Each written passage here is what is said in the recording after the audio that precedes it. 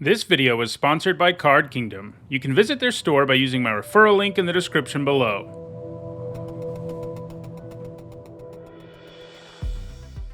Hi everyone, I'm Hone, and it's time for another MTG Top 10, the series where I rank cards based on their historical performance at Magic's highest level of competition, and today we're going to look at cards with a Jund identity. Jund refers to one of the three-color factions that made its debut in 2009's Shards of Alara, where Jund was the name of the plane that focused on black, red, and green.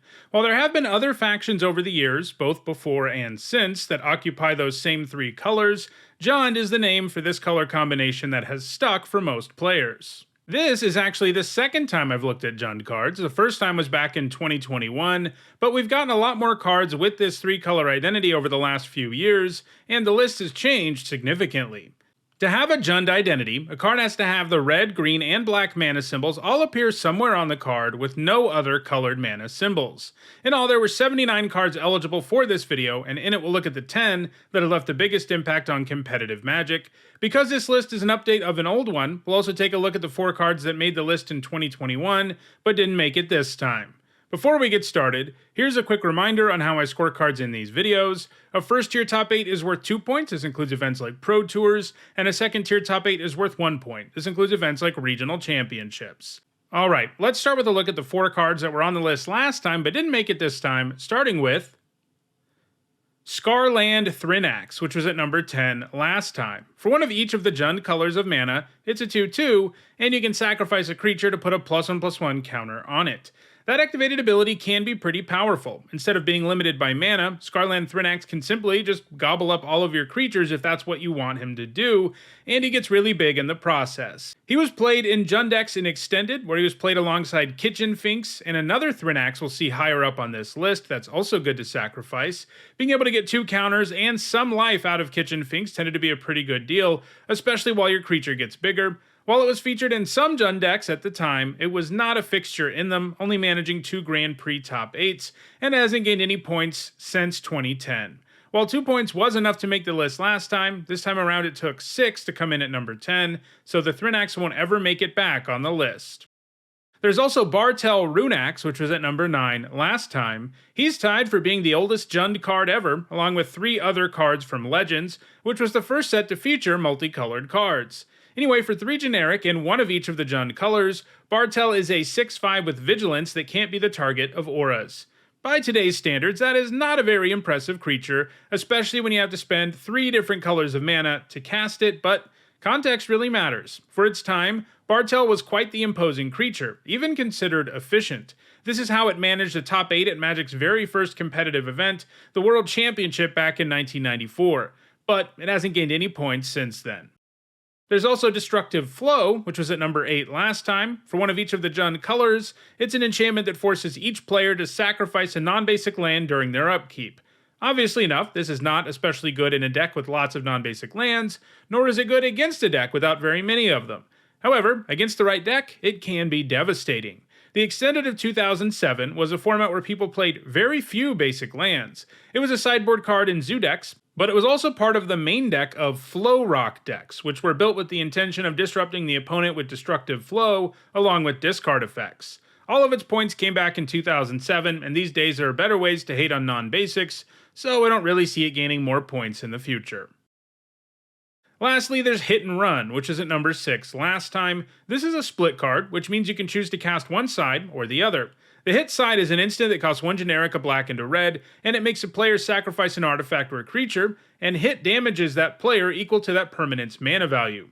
The run side is an instant that costs 3 generic, a red, and a green, and it gives attacking creatures +1/+0 for each other attacking creature. The modality here is pretty nice. The hit side of the card is really good against opponents relying on a particular creature or artifact, and the run side is great at helping your board find lethal out of nowhere.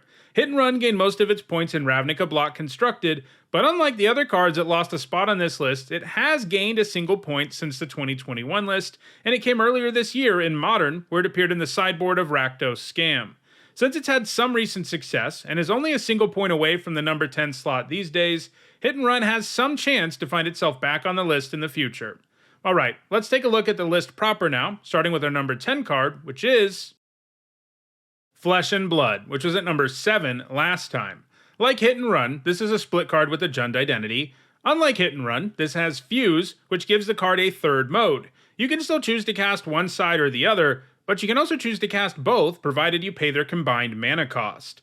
The Flesh side is a sorcery that costs 3 generic, a black, and a green, and it exiles a creature card from a graveyard and puts X +1/+1 counters on target creature, where X is the power of the card you exiled. The Blood side costs a red and a green, and it has a creature do damage equal to its power to any target.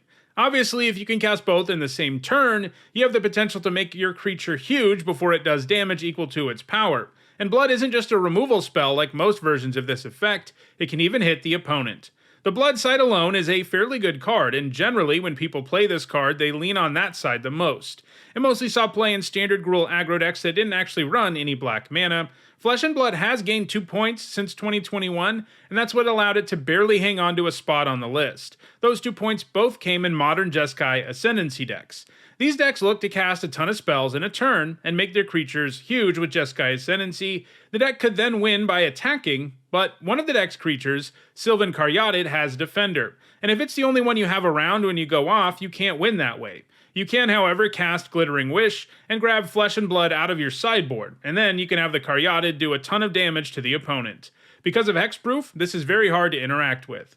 However, Flesh and Blood doesn't have any points since 2021.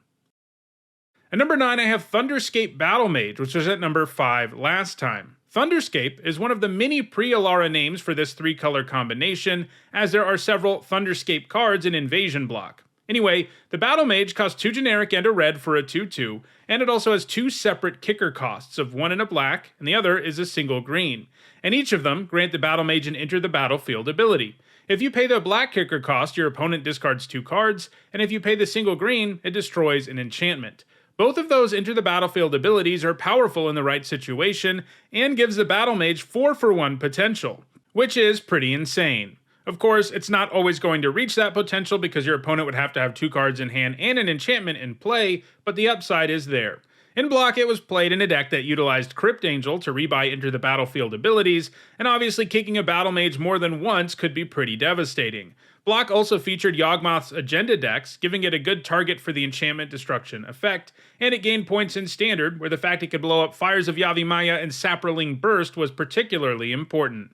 However, it's never gained any points since rotating out of Standard. At number 8, it is Soul of Windgrace, the first newcomer on the list. It was printed in 2022's Dominaria United, so it didn't even exist back in 2021. For 1 generic and 1 of each of the Jund colors, the Soul is a 5/4 that puts a land from your graveyard onto the battlefield tapped when it enters the battlefield or attacks. Then it has 3 activated abilities that have a mana cost and require you to discard a land card. For a single green, you can gain 3 life, for a generic and a red, you can draw a card, and for 2 generic and a black, you can make the Soul indestructible until end of turn and tap it. Each of these abilities has their place. Sometimes you need life to outlast an aggro deck. Other times you need to dig deeper in your deck, so you go for the second effect, and other times still you want to rumble with Soul of Windgrace, and holding up the ability to make him indestructible makes him a pretty good attacker. In Standard, the Soul has been played in Jund midrange and control decks, but it's seen more play in Modern, where there are more sweet lands it can abuse, like fetch lands, and it can also be played alongside other land-loving cards like Tireless Tracker, which gives you a ton of additional value for bringing those lands back. Soul of Windgrace looks well positioned to gain more points, especially in Modern, and has a pretty good shot at moving up this list. At number 7, it is Broodmate Dragon, which was at number 4 last time. For 3 generic and 1 of each of the Jund colors, the dragon is a 4/4 flyer, and when it enters the battlefield, you create a 4/4 flying dragon token. In other words, you pay 6 and get 8/8 worth of flying stats spread across 2 bodies. That means the dragon adds an insane amount to the board, while also being really good against spot removal. Broodmate Dragon saw a lot of success in Standard, in particular in Jund decks, which at the time were mid-range decks loaded up with 2-for-1 effects, so the dragon was perfect for the deck and functioned as the late-game win condition, but it hasn't gained any points since rotating out of Standard.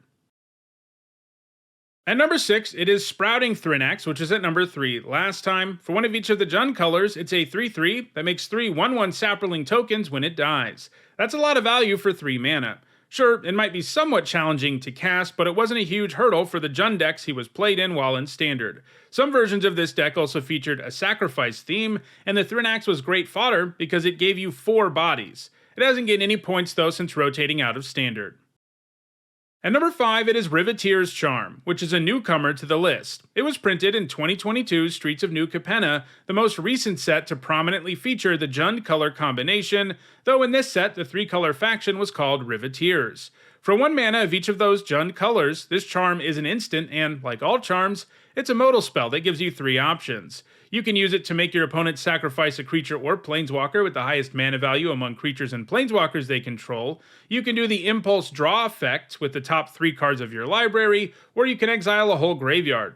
In other words, it's a removal spell, a draw spell, and a graveyard hate piece all in one. Those modes can all be great in the right situation, and for the first 2 choices, you don't even really feel like you're overpaying that much for the effect. The charm has seen regular play in Standard, Pioneer, and Modern Jund decks, and it doesn't look like that's going to change anytime soon.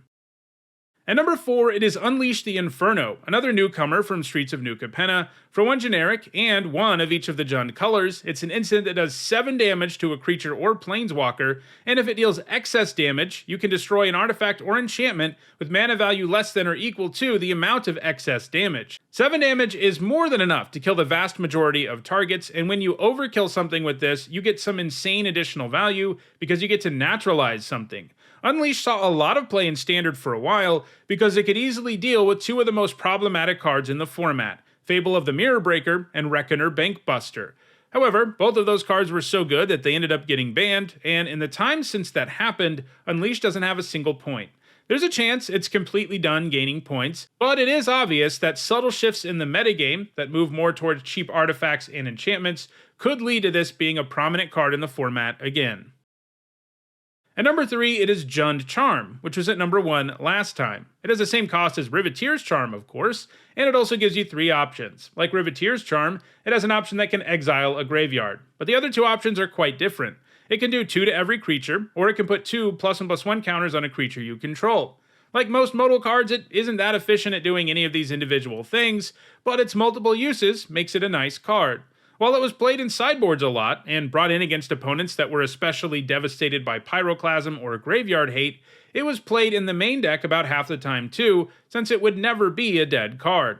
In Standard, Modern, and Extended, all of its success came in Jund midrange. It doesn't have any points since 2016, and overall, Riveter Charm seems to be the more powerful charm for this 3-color combination right now, so I don't imagine it will gain any more points in the future. At number 2, it is Ignoble Hierarch, another newcomer. It was printed in Modern Horizons 2, which came out just a few months after I did the last top 10. This also means that the only 60-card formats it is legal in are Modern, Legacy, and Vintage. Anyway, for a single green mana, the Hierarch is a 0/1 that can tap for any of the Jund colors of mana. It also has Exalted, which means that when a creature you control attacks alone, that creature gets +1/+1 until end of turn. This does include itself, so on its own, it can potentially attack as a 1/2. This Hierarch is a fun reference to the older Noble Hierarch, which was the same card but with a Bant identity, and like the original Hierarch, Ignoble Hierarch has proven to be quite powerful. Mana Dorks are always good. If you play this on turn 1, it fixes your mana and allows you to play a 3-drop on turn 2. Sometimes drawing a Mana Dork in the later stages of the game can be kind of bad, but it won't be here because this one even has the ability to make your creatures into better attackers. Despite only ever being legal in 3 60-card formats, the Hierarch has done quite well for itself. In Modern, it's played in a wide variety of decks. It appears most prominently in creature toolbox decks, which are generally combo decks that are capable of searching up combo pieces to win the game, and the Hierarch can allow you to get there a full turn earlier. It also sees play in Legacy, where the fact that it's a goblin is important. It's played in that format's Goblin Food Chain deck, which looks to use Food Chain to produce crazy amounts of mana and rip through the deck with cards like Muxus and Goblin Ringleader that grab a bunch more goblins. The fact that the Hierarch gives the deck a mana dork with the all-important goblin type really matters. Ignoble Hierarch is going to keep gaining points, and it may have a chance to catch the number 1 card on the list in the future. For now though, that card is Korvold, Fey Cursed King, which was at number 3 last time. For 2 generic and 1 of each Jund color of mana, Korvold is a 4/4 flyer, and when it enters the battlefield or attacks, you sacrifice another permanent. That sounds like a downside, but wait, there's more. Anytime you sacrifice a permanent, you put a +1/+1 counter on Korvold and draw a card. This makes him a powerful sacrifice engine, and he had the fortune of being printed at a time when lots of powerful sacrifice synergies were available in Standard, Pioneer, and Historic, and he's been able to parlay that into a ton of value. In all three of those formats, he's been played in Jund sacrifice decks alongside cards like Mayhem Devil, which gives you more of a payoff for sacrificing things, and Woe Strider, which lets you sacrifice creatures for no mana cost. Those are just a few of the many sacrifice cards that are available to powerful Korvold in those decks. Another key card for the deck, Cauldron Familiar, had to be banned out of Standard because the deck was doing so well, but the core of the deck is still intact in Historic and Pioneer, where Korvold continues to gain points.